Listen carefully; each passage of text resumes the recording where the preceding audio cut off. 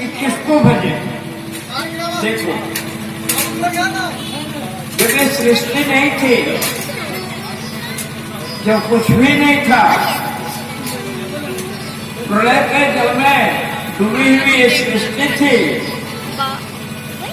तब भी कुछ बचा हुआ था, क्योंकि आपका विज्ञान ये कहता है कि अनलेस समथिंग इज एग्जिस्ट, ब्रह्म को भजो। आप पूछेंगे कि आपको उल्टी पुल्टी बात कर रहे हो। हाँ, अब ये मत पूछना कि ऐसा क्यों बोल रहे हैं, समझदार समझ गए होंगे, लेकिन कोई बात नहीं है। अगर सीधे गंगा के प्रवाह में बहो तो समुद्र में जाके गिरना होगा, और कहीं गंगा के मूल चलो, उल्टे चलो, तो कहाँ पहुंचोगे? जहाँ से गंगा निकली है उस प्रभु के चरणारविंद तक पहुंचोगे, इसमें कोई शक नहीं है। ब्रह्म क्या है? हमारे तपः ऋषियों के द्वारा ज्ञान योग में अवस्थित होके जिस चरम और परम सत्य का साक्षात्कार किया गया है, विद्वानों ने, वेद भगवान ने, हमारे ऋषियों ने, मुनियों ने उसी को ब्रह्म कहा है। कौन ब्रह्म? परमार्थ रूपा अकथ अनादि। वो ब्रह्म जो है वो अकथ है। ब्रह्म के विषय में आज मैं कहता हूं, थोड़ा ध्यान देंगे तो आनंद आएगा। चर्चा गंभीरता को प्राप्त करना चाह रही है, क्योंकि अभी दो चार बुद्धिजीवी केवल मेरे सामने बैठे, बाद में जब हमारी माताएं आएंगी तो और थोड़ा चर्चा को सुगम बनाना पड़ेगा, लेकिन अभी कह देता हूं। दो बार भगवान का नाम, जय सीताराम सीताराम सीताराम, जय सीताराम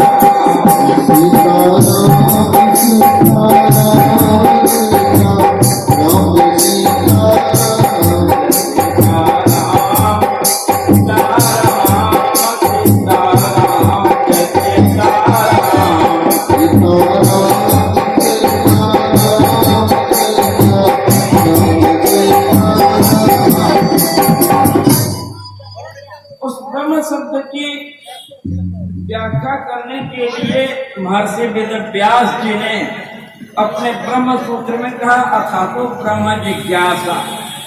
अब ब्रह्म की जिज्ञासा शुरू करते हैं। अब अथा तो ब्रह्म जिज्ञासा, अब ब्रह्म की जिज्ञासा शुरू करते हैं, मतलब अभी तो कुछ और कर रहे हैं। कहा वो ब्रह्म कैसा है? तो जन्मादि से यह कहा, जिससे ये सृष्टि होती है, सृष्टि पलती है, और जिसमें ये सृष्टि विनाश को प्राप्त होती है, जिसके गर्भ से सृष्टि निकली है, जिसके गर्भ में ये सृष्टि है, और जिसके गर्भ में ये सृष्टि विलीन हो जाती है, वही ब्रह्म है। वो ब्रह्म है। ब्रह्म सर्वत्र व्याप्त है। ब्रह्म सर्वत्र व्याप्त है, परिव्यापक सर्वत्र समाना। ब्रह्म सर्वत्र है, सर्वव्यापक है, सब में है, बराबर बराबर है। ये जानना ज्ञान है। ज्ञान से परमात्मा को केवल जाना जा सकता है, लेकिन जान लेना भी बहुत जरूरी है।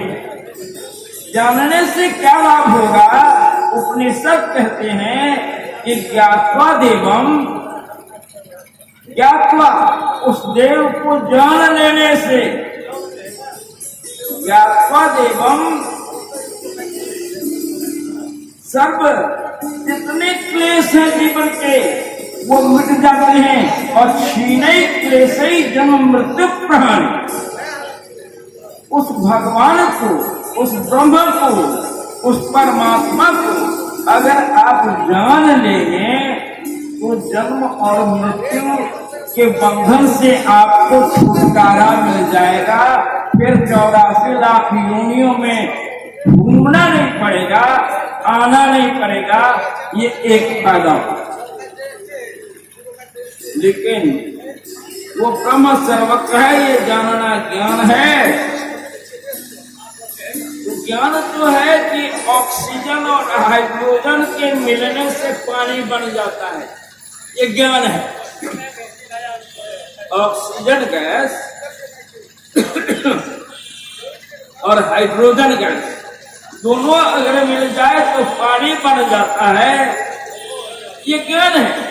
लेकिन उस पानी से ऑक्सीजन को निकाल के सिलेंडर में भर लेते तो किसी रोगी की जान बच जाती है, ये भक्ति है।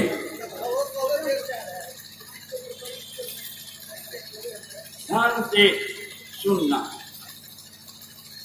ईश्वर को जानना ज्ञान है और ईश्वर को पा लेना भक्ति है। अब निर्णय आपको करना है कि ईश्वर को जानना है या ईश्वर को पाना है। हम जानते तो हैं कि बैंक में करोड़ों रुपया है, लेकिन मेरे अकाउंट्स में अगर नहीं है तो हम 2 रुपया नहीं निकाल सकते। लेकिन अगर मेरे अकाउंट में है तो हम एक दस्तखत करके आराम से निकाल ले सकते हैं।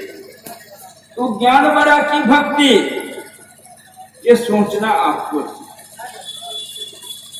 ज्ञान से आप परमात्मा को जान सकते हैं, भक्ति से आप भगवान को पा सकते हैं। अब भक्ति की बात उठती है, भक्ति भक्ति भक्ति भक्ति को बहुत सुना, बहुत लोग कहे, लेकिन भक्ति आखिर कहते किसको है?